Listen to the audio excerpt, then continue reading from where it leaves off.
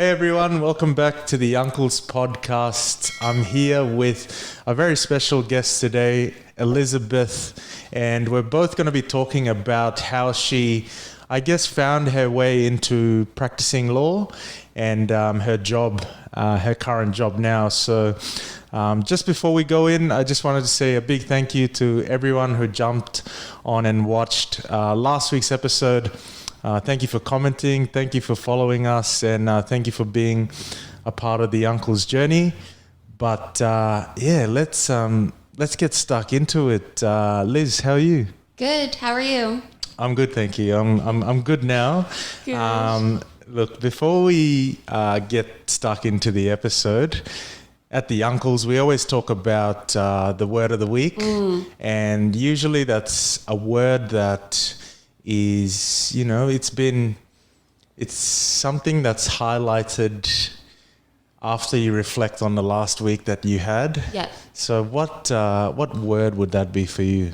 Yeah, I was thinking about this when you sent the questions and having a bit of a think of what word resonated the most last week. And it's going to sound a little cheesy, but I'll explain it and elaborate and probably put it more in context of what I mean when I say it. But the word of the week, for me at least, has been grace. Mm-hmm. And when I think of grace, I think it more of as giving grace to yourself as well as to others. And I think about that a lot in the context of the work that I do. And I think anyone can kind of relate to it in any capacity and anywhere that they're at, is giving yourself grace to take a break, to rest, to, if you come at the end of the day and you haven't completed everything on your to-do list, giving yourself the grace to try again tomorrow and not beating yourself up about it. So that's really, for me, been the word on my mind a lot these past few months.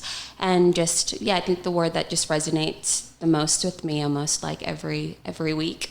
Oh, that's awesome. I love that one because, like you said, I think sometimes we're a bit too hard on ourselves. Yeah. And I can imagine, not imagine, but I can look back at a few times when I was a bit younger where, that anger or that... not giving yourself enough grace would lead to other things, sure. that are probably just uncalled for. So, so guys, great word of the week. Make sure you give yourselves some grace, people out there. But let's get stuck into it. First question here is, where were you born and raised? And maybe give us a bit of background as well on, your origins, where your parents are from. Yeah, so I was born in Port Moresby, and my family is from, my mom is from Rigo, the Hula side of Rigo, so along the coast. Mm-hmm. And my dad is from Kairaku and Hanuabara. So we're full Moresby central people, so coastal people. So I was born in Port Moresby, lived there for the first 4 years of my life. And then when I was 4, my family moved to the States, where we lived for the next 13 years of my life. Wow. And so lived there from when I was 4, 5 to 17, essentially. So basically like my whole formative life. Yeah. And then after living in the States, I moved here to Australia, where I've been living for almost 9 years now. Wow. Which is crazy. It doesn't feel like it's been that long, but it's been that long. It's getting to the same time you spent in it is, the US. I know, which is crazy because that's like my whole, not my whole, but a good chunk of my adult life is almost as long as my childhood formative life is, so that feels weird as well too. Yeah. But so I was born in Port Moresby and my family's from Central. Yeah, perfect. And look, let's go back there because here on the Uncles we always talk about our experiences moving different countries. Yeah. But for us, it was, I think Jackman, who's one of the other hosts, he moved to Australia when he was 8. Charles and myself, a bit older, 12, 13. Yeah. But 4 years old. Yeah. Wow, that's huge. I know. Can you remember any of it? Nope. Yeah. Literally one of my first memories is like being on the plane moving there. Like I don't remember like what was happening at that time. Like I look at photos now of, you know, when we had our family farewell gatherings and stuff, and I have no recollection of that. Like almost all my memories are in the States. Wow. Which, so it's a bit different, I guess, to you then, because you would have obviously understood and known what was happening and the, you know, the big transition you were making. Whereas for me, it was like, just here we go. This is you now. This is it. Yeah, that's right. Yeah. So don't remember that at all. No. Yeah. And look, we always talk about some of the challenges, but I guess for you, it would have just been, you know, understanding that, oh, wow, this is a place that I live in now. Like what was some of the first sort of childhood memories you had over in the US? Yeah, I mean, life for me in the US was very just like I would just go to school. It was very, you know, like a normal childhood. Yeah. We moved over there because my dad was posted to the UN. Yes. So there was a particular, I guess, representative aspect of living there as well. So my parents were very busy with those roles and responsibilities, and whereas for me and my siblings, we were just going to school, carrying on, you know, making friends with other American kids. So in a way, you kind of become quite American in that way as well. You very much assume that culture and that accent, and you know, just because that was our day to day, that was what we were interacting with the most. And then obviously having that extra element of our parents being representatives of PNG as well, you know, we were still linked into our PNG culture and our roots. But it was, for me, it was just very like, this is just normal. This is just my life. I just live here. Like this is, you know, this is just every day. But now when I reflect on it as an adult, it's like, whoa, this was a very unique experience. You know, so a lot of my memories are memories that maybe you would have as a kid, just going to school, making friends, you know, with the added mix of sometimes going to the UN, but or going to the city. Like it was, but it just felt normal. Because, you know, you don't really understand the gravity of it at that stage of your life. Definitely. And because did it ever come up, I guess, when you were there, a bit younger, sort of just people questioning your background? Like, because obviously, I mean, they probably would have known that, yes, you're Papua New Guinean. Yeah. Or did they? Well, a lot of people in my school like didn't even know where PNG was. Yeah. So, and I mean, I was only one of the few like, you know, people of color in my school. Yeah, so I think a lot of people probably actually assumed I was just like African American. Yep. Or, you know, they had no idea where PNG was. It was only until, you know, when people would ask me, or I would say like, oh no, I'm actually from Papua New Guinea and this is where it is, and or we do school projects on where we're from, and I would explain then. But people just didn't really think twice about it or ask where I was from. But it was definitely a thing of having to tell people like, no, this is Papua New Guinea, it's in the Pacific, close to Australia, like this is not, it's a different place. Yeah, it was always a funny thing because I would always get you know, are you Kiwi or Samoan? Yeah. Only because the light skin, I think. And everyone here, their perception of what a Papua New Guinean was or looked like was a Highlands person. Very different. Because there's so many of them here. That's right. Right. So I remember my friends just, when I first got there, they thought I was some other Pacific island, but then I'd tell them, oh no, look, I'm from Papua New Guinea. Yeah, that's right. That's right. And I think as well for me, because I had such a strong American accent, I think my accent is still a little bit strong, but it used to be way stronger. Yeah. I think it just added to people's perceptions that I was American anyway. But I mean, even now, like, you're right. Like even living in Australia now, like people sometimes think I'm like Samoan or like not from PNG. Like I had someone at work the other day, like she was like surprised to find out that me and another PNG girl were from PNG. Like she thought we were like Polynesian or something. Really? And I was like, no, we're from PNG. She probably tried to tie the, you know, because they've got American Samoa as well. So maybe. Potentially, you know. Yeah. Yes. But I think an interesting thing you mentioned to me off air. Yes. Was what was that word you said? Yeah, so this phrase of being a third culture kid, which like for you and for me would resonate. It's essentially where you are raised for your formative years in a culture that isn't that of your parents or where you're from, where your family's from. So you living here in Australia, me living in the States, it essentially forms like this third type of culture that's almost like a mix of where you're living and also who you're being raised by and where you're from too. Yeah, that's such a crazy thing to think about because I've always thought about it, and even just like you go to school here and then you'd go back home on holidays and you always felt like a bit out of place, but you're wanting to understand, the Australian side, and you're wanting to be close with your mates here, and then you go back there and you see your mates there, and they can see that you've changed a lot. You're starting, your accents change, you're dressing different. Yeah.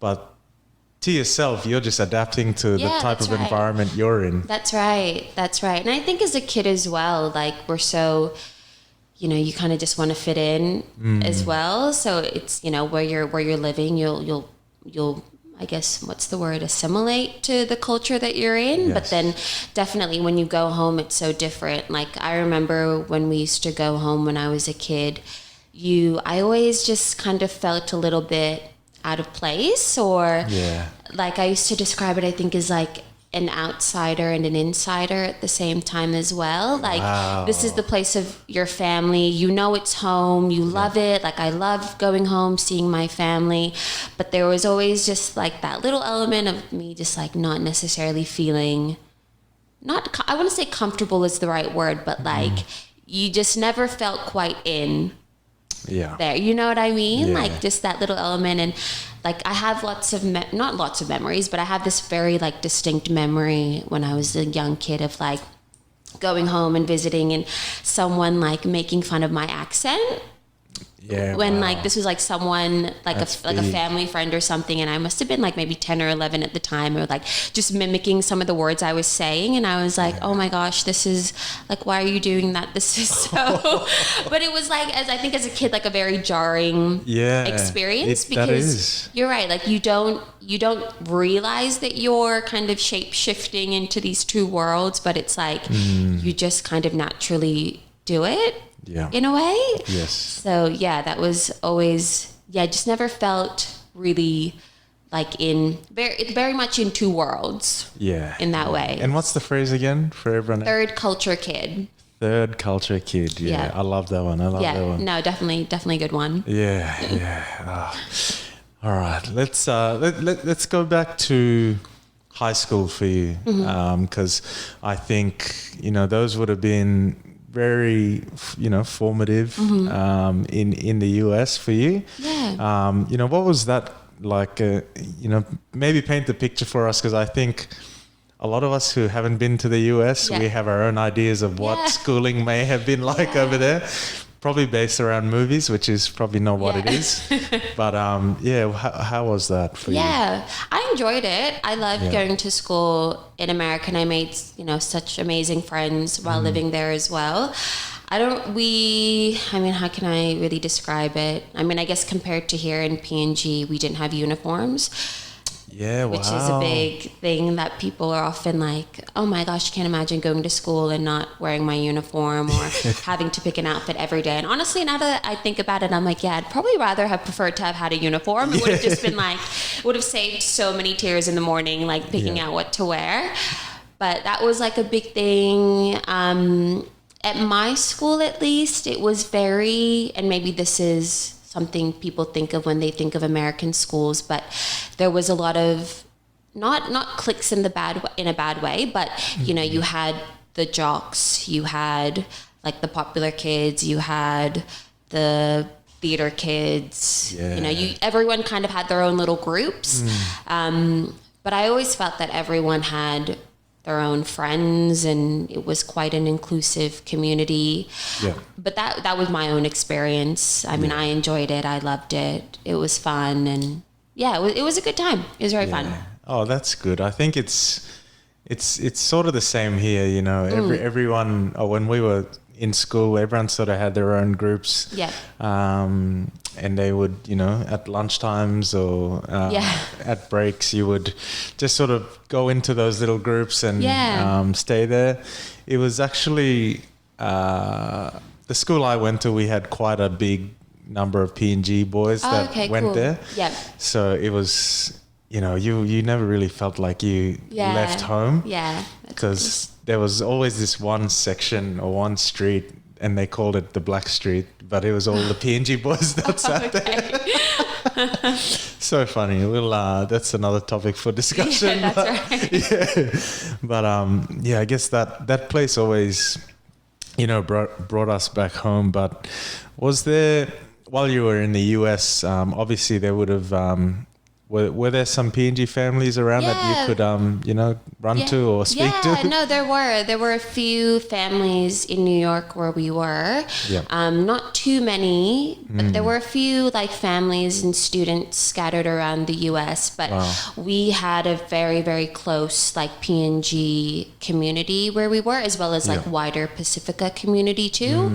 And like we had like really close family friends from PNG that we essentially grew up with. Like we knew them the whole time we were there, and they kind of became our family as well. So that was like the family element that we had. So that was like the PNG community that we had. So I didn't have obviously other PNG students or friends to kind of lean on, but I did have like this family that was really, really lovely. And like there were kids as well, and we were all around the same age. So we all kind of grew up together as well, which was really nice. But I guess they kind of had a similar experience too, whereby like they were raised in like that third culture environment too. So we kind of all like, I don't know if we necessarily would have reflected all on it or shared our experiences and whatnot, but you know, even just having people who were just a part of your culture and family was so special. Yeah, I guess it would have brought you closer because you guys are going through the same thing.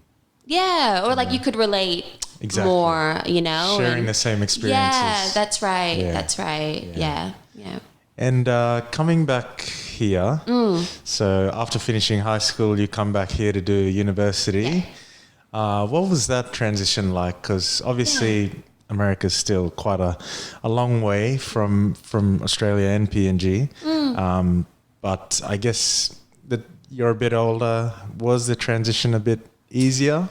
It was actually pretty easy. Yep. And I say that because, I mean, Australia and the US aren't very different in the sense of, I guess, just how they've developed. And so moving here wasn't hard.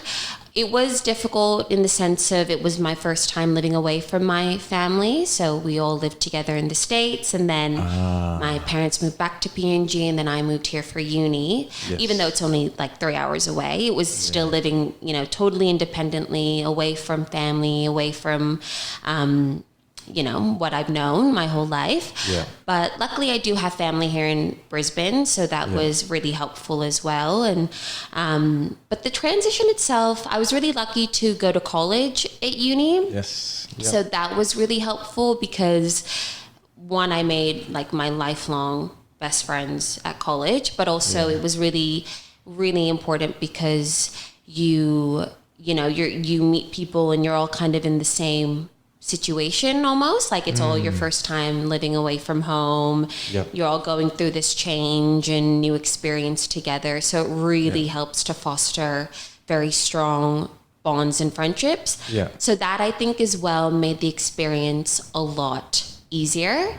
So it actually wasn't that hard of a transition to make. I think it was more maybe like moving away from my friends in the States and, you know, knowing that they were going to have their own experience going to college and uni there, and that I would have a totally different experience as well. But there was also something exciting and fun in that too. So it was scary, but also not scary. It was also very exciting. Yeah, I guess it would have been scary, the thought of it at first. Yeah. But then as soon as you got here and settled in, then that, that would have quickly run away. Yeah. Exactly. Yeah. It just reminds me of boarding school, because that's basically what it was. You wake up and go to sleep at the campus, and exactly. You really have no choice to not go to classes. Yeah, that's right. Yeah, that kind of is exactly what it's like. Really. Yeah. And so when you were sort of figuring, university out, venturing into the new world, did you already have it in your mind or set in your mind that you wanted to, study law, become a lawyer? Was that always in the back of your head?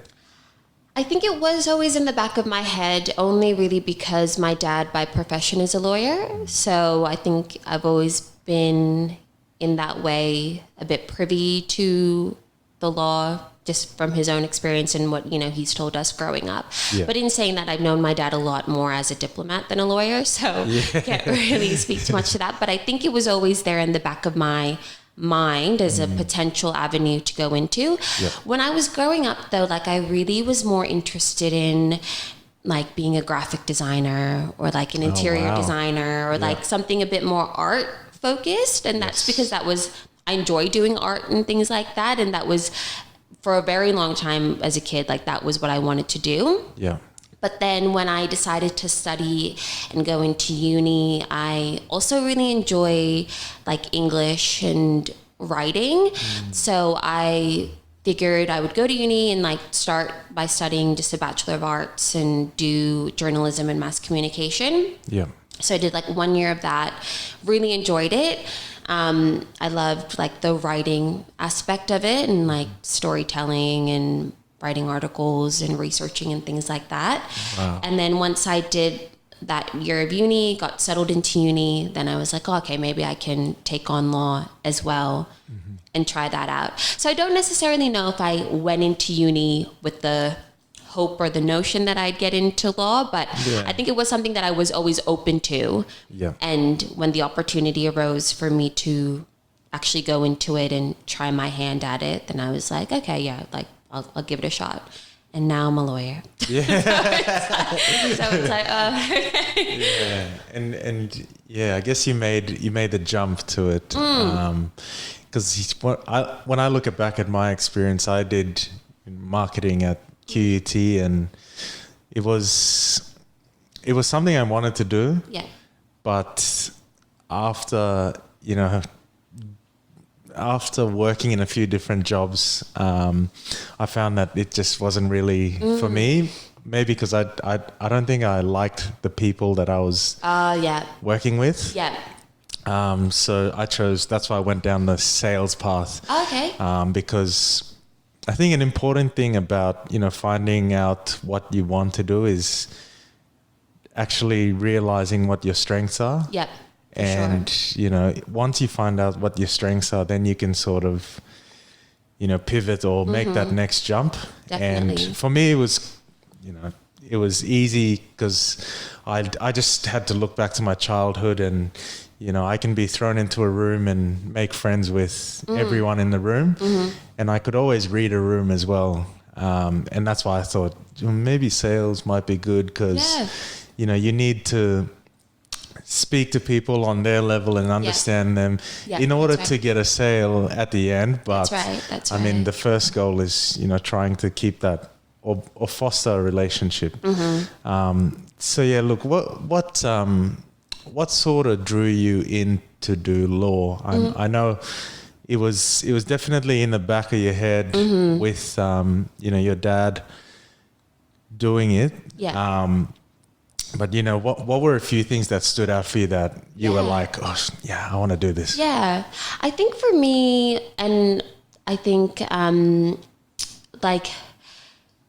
law is a great degree to study, in my opinion, for the particular skills that you learn that I think are so transferable to real life. So, for example, you learn a lot in law about critical thinking, analysis, being able to see things from different perspectives and point of views.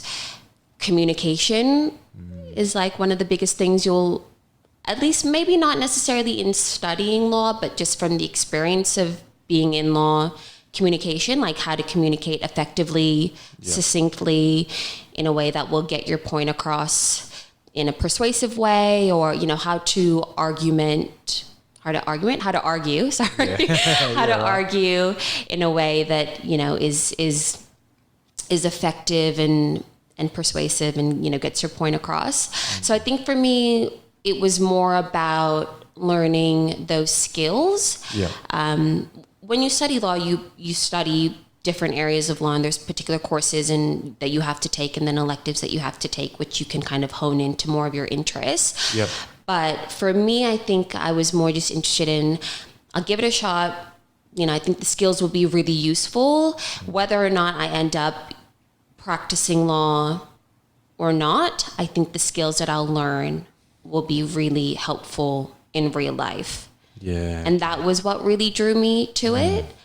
And I think that has really helped me just in my day-to-day life, like the skills that I've learned from that. Okay, perfect.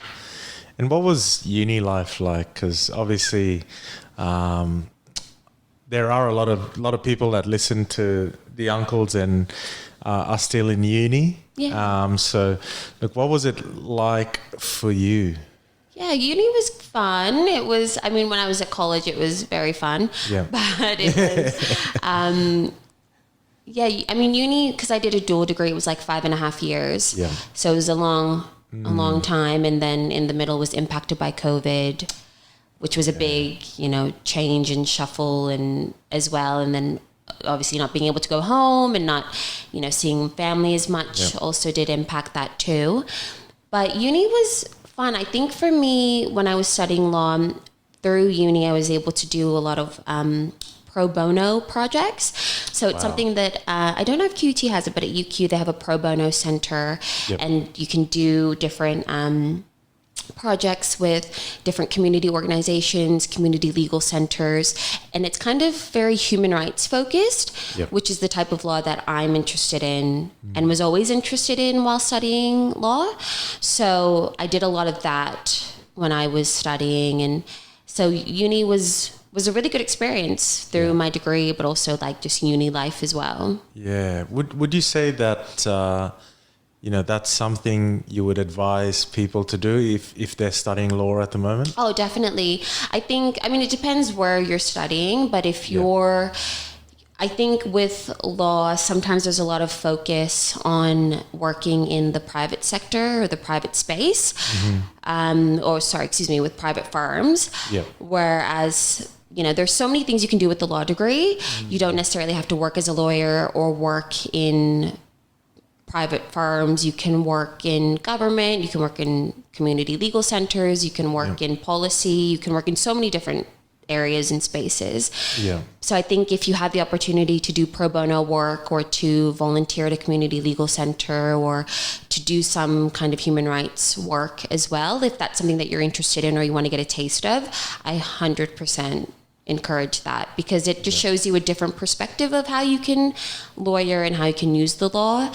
But also it's a bit, you know, not everyone wants to work in a private firm, and not everyone can because there's only limited jobs and it's really competitive. So, you know, if you're interested in that, or if you don't know if that's what you want to do, definitely encourage you to try it out, because you might end up loving it and that might be where you go. And is there anything else people should look out for off the top of your head? In terms of studying law? Studying law. And I think like what you just touched on there was a big thing when I was going through uni, because, you know, a lot of people, when they got to their like third year of marketing, they already had, you know, grad experience with a marketing company. And I felt like it was really hard to do that if you weren't someone that was a high achiever. And it was always just a challenge trying to stand out in front of everyone. But for us, it was always about speaking to a lot of different people, because it comes down to who you know. Yeah, your network is really important too. Your network is a big thing because, you know, someone here might not like you, but someone over there might like you, you know, and might hire you. That's right. I think just being open to any opportunities as well. Like, I think in law, there's maybe like particular firms that are like mid-level, top-tier firms and things. And I think sometimes people think, oh, I need to be at the top-tier firm. Yeah. But, you know, you can work in any space, and it's more about what you can get out of it, what you can put into it and what you can get out of it. And, you know, thinking about the skills that you can acquire and learn. And then, you know, through the work that you do, you'll get a network. You'll have people that you know. Like, there's no harm in just putting your foot, oh no, not putting your foot, putting your hand up. I don't know whatever they're called. But like just be open to any opportunity and you know. Another thing that I will point out that I meant to say earlier as well is that it is so important in law to have people skills. That is one of the biggest things I notice now as a practitioner, that people can know the law inside and out, and, you know, be able to negotiate or write this, write that. But if you aren't able to communicate with your client or with, you know, your colleagues or with just anyone, if you don't have the people skills to understand, to read the room, to pick up people's cues and body language and things, you're really not going to be, in my opinion, as effective of a lawyer as you can be, because this profession is a service profession. It's a people-facing profession, and if you don't have people skills, like your work is kind of like isn't really that good, in my opinion. Like, it's just like it's really not, like, you know, you can be incredibly smart and, you know, be so high achieving and do this, that, and the other. But if you don't work and focus on those people skills and focus on the importance of EQ, you're really, like, you know, that's a huge part of being in law is just being able to speak to people and to relay very difficult, complex things to everyday, just to anyone, to everyday people. Yeah. I think that's such a great point, because, you know, at the end of the day, you're speaking to someone who, you know, is your client, who's probably, you know, on the bottom of the scale, going through different things. And then, you know, you've got to speak to someone who's, say, like a judge, for example, who's, you know, probably at the top of the scale, but two completely different types of people in two completely different types of demographics. And it's about understanding how to communicate to those two people, but also tie them together. Yeah, like learning how to communicate to both, but relay the same message, kind of thing. So it's like, and I find that a lot because I work in the community space. You know, we work with very vulnerable, very complex clients. So it's being able to tailor and to administer and provide your advice in a way that, you know, someone who's going through a very traumatic experience in their life can digest it and understand it and make a fully informed decision as to how they want to proceed with the legal issue. So it's really about just understanding your client and just understanding people and how people work. Like, that's one of the biggest skills I think you will ever learn as a person, is just understanding how to communicate to people, how to speak to people, how to do that in a way that's effective and helpful ultimately. Yeah, perfect. And look, let's give us a bit of, I guess, background on your role and what that entails. What does your day-to-day look like? Yeah, so I'm a lawyer at a community legal center, and I work in a team that our main area that we practice in is elder abuse. So it's kind of like a subset of family and domestic violence, but it's focused on a very particular demographic. So seniors and elderly people who experience domestic violence at the hands of, like, someone who's a trusted person. So often like a family member or like a partner or a spouse or a carer, informal carer, things like that. So working with a very particular group, and we give them legal advice on things ranging from DV to family law to property law, but working in that community space specifically. Yeah, wow. I guess it some days would be tough, I can imagine, because I've got a few different friends who are scattered across the place. They either what's the word? Council workers, not council workers. Counselors? Youth workers. Yeah. Youth workers. Yeah. And they're right in the thick of it when dealing with, young kids and troubled young kids. So look, do you have to, is there anything like that sort of, makes the job hard, but also makes it very rewarding? Yeah, I think it is very rewarding. It's challenging. I wouldn't say it's hard. Yes. I would say it's more challenging because it makes you, it's interesting because if you, if you weren't in this, I think if I wasn't in this space and I was hearing about what people are experiencing, I would be like, that is awful, terrible, I'd have maybe more of like a visceral reaction to it. Yeah. But I think because I am in the space that I'm at as a person's lawyer, you're very pragmatic and able to compartmentalize your emotions and how you react to things. Because that isn't to say that I don't think it's awful and, don't feel for my clients. I 100% am compassionate about my clients. But it's challenging in that way because you have to be very, for this person that's coming to you at a very traumatic and difficult time in their life, you have to be that one to be like, okay, these are what's available to you. This is what you can do. How can I help you to go down that route? Or how can we, how can we solve this? So you kind of have to be like that guide for that person. Yeah. But as well, at the Community Legal Centre that I work at, we work in tandem with social workers. Yes. So every client that I have has a social worker with them as well. And that's amazing because what we find is that legal issues and social issues both often exist together. Yeah. So, someone can present with all these social things, and from that, there will be all these other legal issues associated with those social issues as well. So our clients are really lucky to have social workers there who kind of do that counseling and support them through the legal process as well, which makes their experience all the more fruitful because you're kind of have this very holistic approach to solving or helping or trying to solve someone's problems. Yeah. And what would you say, I guess, and would you have any advice for, kids out there, or sorry, not kids, but adults who are finishing their law degree and are going out into the real world and looking for a role? Are there any sort of things, you would say to them to be able to put themselves in a position where they can find a job? Yeah. I think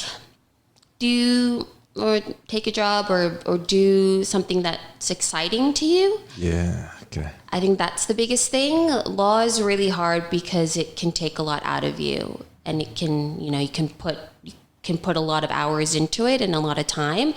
I would hope that people who start in this profession or are about to enter this profession, that you would, make sure that there's something about this role that excites you or that challenges you or that makes you want to show up to work and do it. Like law is, and different areas of law, there's so many different areas of law first and foremost, but law can be very, very difficult and challenging. So make sure that what you're doing is what you are excited to do, if that makes sense. But that isn't also to say that you can't, first do something, realize you don't like it, and then change. You 100% can, and it's so common these days, to start at one place and then go somewhere else because another opportunity arises or you realize that it's not for you. Like, that's fine too. Yeah. I think, be excited about what you're doing, but also be open-minded to other opportunities as well. Don't limit yourself. There's so many wonderful opportunities out there. Just grasp them if you can. Yeah. Oh, I think that's that's a great point, and it ties back into your word of the week, which is grace. But I think also a big thing with that is trying to balance. You really need to work hard. That's like a given. You need to be able to work hard, or else nothing is going to happen for you in this world. Yeah. It's not just going to come like that. Yeah. And I think if you do work hard, but you also are balanced by giving yourself the grace. Yeah. When it comes to, say, if you get your first job and you work really hard for it, but then it doesn't work out, and things go a different way, and you need to be able to give yourself grace to say, well, look, that wasn't the right thing for me maybe at that time, but this might be something for me now. Exactly. So I think that ties it in well. But look, to finish it off, I think, what's some advice? Maybe it might be advice that you've been told or have been given. Yeah. What's some advice you would give to, say, a younger Liz growing up? I think so. Well, I don't know if it's necessarily advice, but I think something that I've learned more as an adult that maybe would have helped me more as a kid, and it's probably something that's just like everyone hears all the time, but setting more boundaries with people around me, and also knowing my boundaries as well. That's more with like how much of myself I give to others and how much people give to me. Knowing that more, I think, is something I've learned a lot as an adult and have put in place. But maybe as like a kid, I could have maybe done a little bit more or been a bit more discerning with. Yeah, okay. Yeah. No, I love that. Yeah. Awesome. No, thank you, Liz. Thanks for joining us on The Uncles. We wish you all the best in your career as you move forward. But, we always say to our guests, it's not the last time you'll be on. So hopefully later down the track we can have another conversation. Cool. Thank you so much for having me.